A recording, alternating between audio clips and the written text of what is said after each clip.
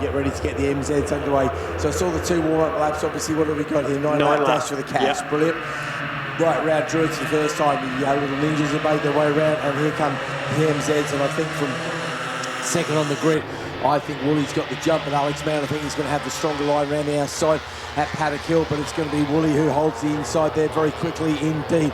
So the MZs make their way up to the top of the hill and around Druids for the first time with Woolly up in hand. And oh, look at that, 3 abreast at Clearway. Certainly is. I think if number 112, Ruben Bray, can go with Arnie Carr. At the moment, he's leading him, but Arnie Carr has the inside line. If Ruben can go with Arnie, then I think we could be seeing his personal best lap times of the weekend. But they all funnel down, and look at that. It's a real freight train coming across the line now. The top 5 separated by 0.2 of a second. Lucas King right there in 6th position. He's 5th in class because the man in front, number 30, Lewis Jones, he is a senior, but Ruben Bray leads the way from Travis Rucker in 2nd, but up the inside goes Travis. He takes the race lead away from Ruben. Oh, that's so close there. Ruben tries to get the cut back, but Travis just rails it around the outside, holds on to the race lead. Arnie Carr in 3rd place. Then it's Lewis Jones in 4th, ahead of Greg Marshall, as the MZs come across the line for the first time. Side-by-side action there, 0.009, so pretty much nothing between Woolly and Mann. They're a couple of seconds ahead of Kent, who's got Ryan for very close company as well. A little bit further back is Hashmead, Turner, Lewis and Wilson, who are all making the running there as that great battle in the Ninjas comes off of Clark Curve and down towards us once again. Leaders in the MZs are into Graham Hill, and just look at Woolly, that 2-3 bike length advantage, but man looking very strong coming out of Graham Hill, and behind them that battle between Kent, Ashmead and the rest very close indeed. But the battle at the front of these Ninjas, absolutely phenomenal. Load of orange vest. Geez, I'd hate to see somebody with experience get in there and get well beaten up.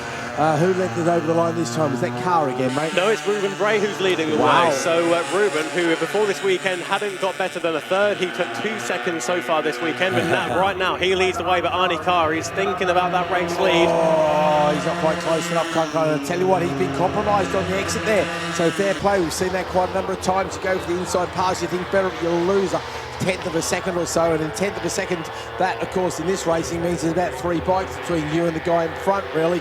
A little bit of chatter on the radio there, mate. Having a quick look around. Is there a bit of action somewhere? No. Nothing immediately Nothing obvious. we need to worry about too much at all.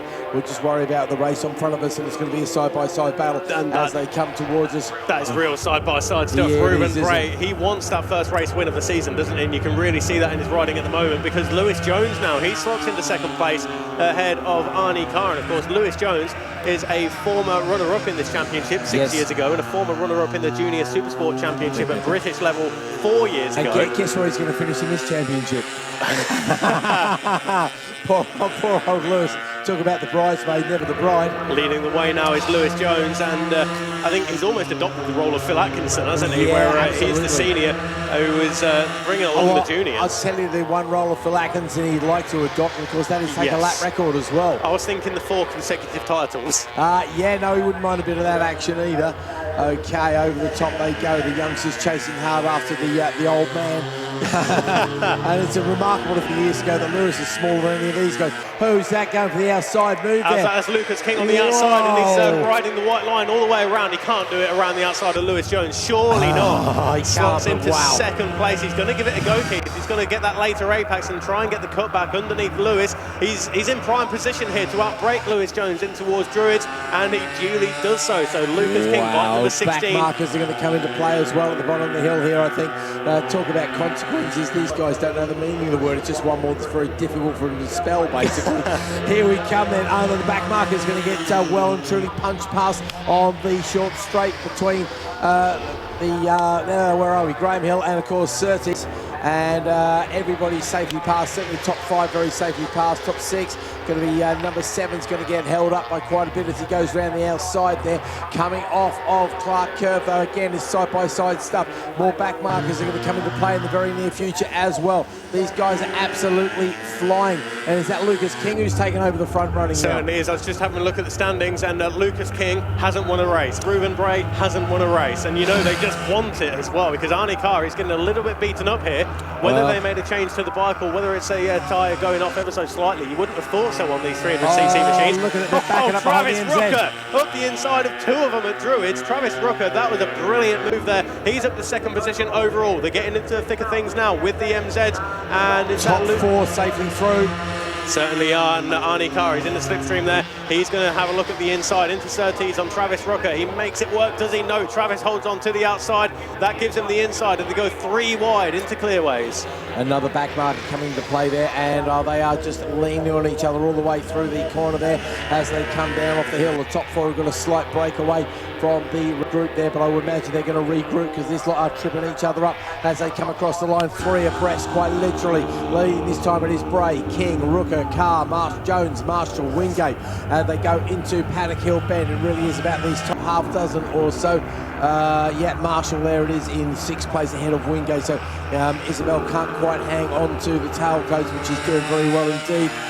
Certainly the leading female rider in this particular race as we come down the hill once again. Travis Rooker hasn't won a race either. He was second a lap ago. Now he's down into 5th place because it's Lucas King from Lewis Jones who gets a little bit better drive on the exit of Graham Hill Bend. Actually, sorry man, I did Isabel a disservice there. She is on the tail. She's in the slipstream. She is. Sorry, I thought she was a bit further back than that. I was getting confused with the back markers. So no, you're right. Isabel Wingate is in a position where she could be fighting for a podium very shortly indeed, because this is all 7 bikes are fighting. 3 wide around Clark Curve as they come through the front straight. So coming around them, we will be starting the penultimate lap, and Lucas King and Lewis Jones, they're almost side by side. Ruben Bray in 3rd. Travis Rooker, he's in 4th at the moment as they go 4 wide in towards Paddock Hill Bend, and it will be Isabel Wingate who just has to force to slot back at the back of the group, but it is Lucas King from Lewis Jones. Arnie Carr is down into 5th position, and of course Arnie Carr, Keith, you mentioned he never finished off the top 2.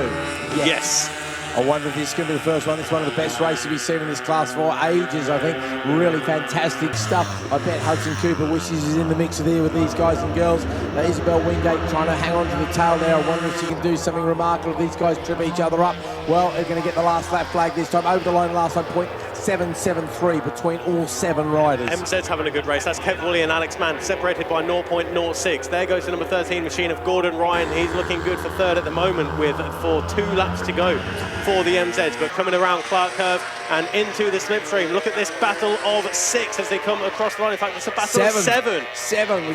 They're so close, we don't realise how many bikes are in that group, do we? That's the problem I was running into, looking at them from a distance. So Lucas King, he leads the way. That is Ruben Bray, who's in 2nd place, looking for the inside line. There he goes. He's going to outbrake his rival, is he? No, Lucas King, number 16. He's late on the brakes. I think that's Travis. No, it's Arnie Carr around the outside. Coming down the hill. Is he going to go brave on the inside? Oh, there he goes. He's into the race lead. That blue wheel in front. I tell you what, where was he at the end of that lap? He was 4th. He was 4th. Well, guess what? Arnie Carr, he's going to hold on to that 1st or 2nd, surely. One more back marker or no? I don't think they're going to come into play here. This is a brilliant race, and I'm going to talk about the other race behind them. Unfortunately, this is too exciting. I really feel sorry for the MZs because Woolley and Mann are having an amazing battle. We'll talk about those in just a moment, because over the line then here comes this fantastic 7-way freight train.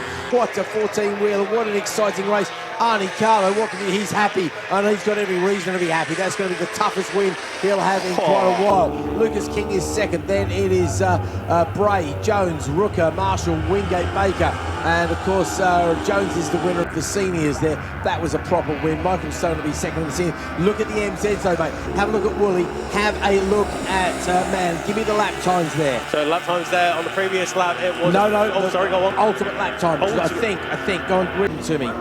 Where are we looking, sorry? On the lap time to the MZs, please. Oh, what lap times have we done?